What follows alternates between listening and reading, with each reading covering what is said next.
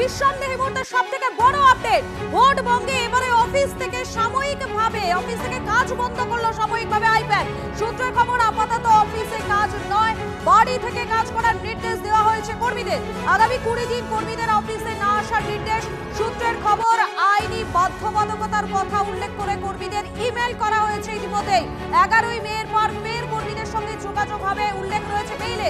এই মুহূর্তে নিঃসন্দেহে সব থেকে বড় আপডেট আপনাদেরকে জানাচ্ছি, ভোটবঙ্গে সাময়িকভাবে অফিস থেকে কাজ বন্ধ করলো আইপ্যাক।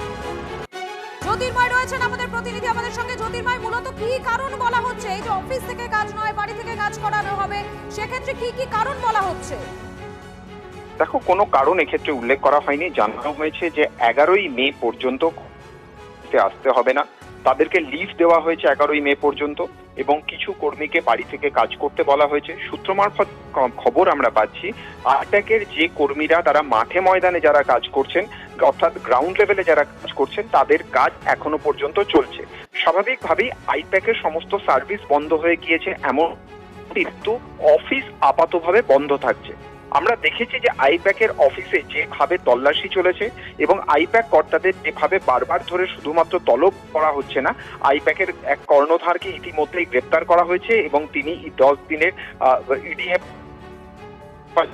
ভাই এবং স্ত্রীকে ইডিতে দিল্লির পাঠানো।